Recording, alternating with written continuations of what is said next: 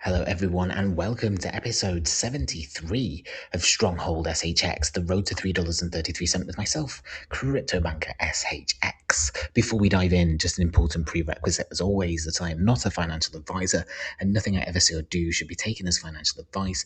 I also do not endorse SHX at any price point. Now, we have the official announcement that the voting is now closed on SHX Governance Vote 8. The battle between XRPL and Sol has been decided, and the results will be announced in the coming days. Here from Mind Crypto, he's been digging again. You can see the first inflow here was from the Stronghold team wallet in green. It's been very consistent with outflows of USDT to Uphold, Kraken, Gate.io, MEXC, Bitrue, which are all existing SHX listings. But spot the other two. We have Binance and Bybit.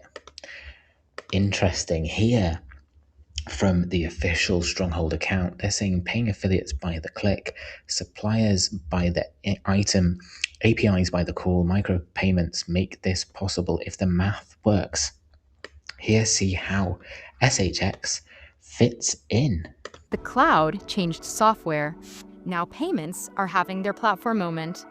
Welcome to Stronghold 101. Remember when every company ran their own servers? IT budgets were insane. Downtime was constant. Then AWS arrived and made that all disappear. The same disruption is hitting payments right now. Legacy banks are the old server rooms. The next generation of infrastructure is already live. The cloud transition did more than replace servers. It made infrastructure invisible. One API call, infinite scale, zero maintenance. Payment infrastructure is having that same moment. Bank relationships that took months, now it's one API call. Settlement that took 3 days, we're down to 3 seconds. Compliance nightmares? Automated into the background. The real power comes from something else entirely. Convenience that becomes indispensable. The classic platform strategy works like this. AWS started with storage, then compute, then databases. Before you know it, you're fully committed. Payment infrastructure works the same way. Start with one integration, add another feature, connect a few more services. Suddenly, you're embedded. Every merchant strengthens the network. Every connection multiplies the value. The switching costs, they compound quietly. At Stronghold, we focus on a different principle. Make every integration genuinely valuable. Our APIs unify banks, cards, and stablecoins, everything working together without friction. The goal? You stay because it works, not because you're stuck. The next platform play is happening in payments. Subscribe to see who's building it. Well, it's Stronghold, isn't it? Funny how they're mentioning AWS there. Here, again, from Mind Crypto, he's saying that this SHX wallet, 47 million SHX, and moves huge amounts of USDC. Inflows hit from Binance, OKX, BitGo, hot wallets, immediate outflows elsewhere, not hodling. This is active churning. Feels like an operational address moved over 1 million in USDC in 3 days. Here from Green Knuckles, he's been tracking again alongside Mind Crypto on Stellar Expert. In 2 years he's been doing this. So thank you again for all your contributions to the community. There's been in that 2 years over 45,000 trust lines created, 25,000, nearly 26,000 trust lines funded, and just over 7 million SHX burned from the total supply.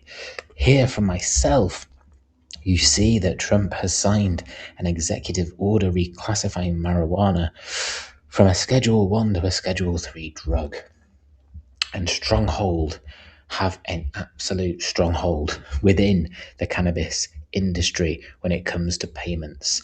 Now, that's a niche that they really, really concentrated on, and they literally have, I wouldn't say a monopoly, probably a better word to use, but they are the king of payments within cannabis. So that obviously that executive order going through does have positive effects potentially for Stronghold and SHX. Also, here from Coinbase, they've been introducing their customized stable coins for businesses. You can create a branded stable coin for your business backed one on one by collateral. But Stronghold have been doing that for years. So they've been providing customized virtual payment networks via their APIs for governments, banks, and financial institutions, businesses, millions of merchants. And like I say, it's been available for years. This is a document I've covered. Or a slide I've covered several times over the past 3 years. And like I say, they're ahead of the game. Here is crypto eri, and there is an explanation in relation to ISO 20022 with Tammy Camp. So let's watch this.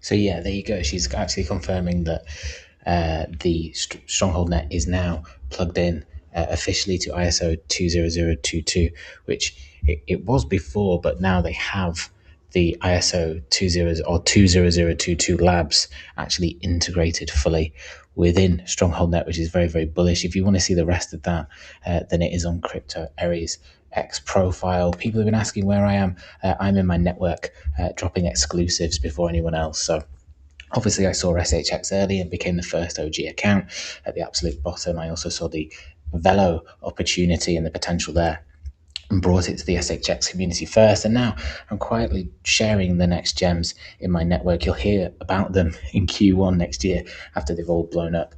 But if you want to stay ahead, the link is in the description. I do a live show every day for around about 45 minutes to an hour, every day, Monday to Friday. And if you are interested, like I say, the link is in the description. I will be back on Monday for episode 74, wherever you are in the world. I hope you have a fantastic rest of the day, and I will see you on the next one.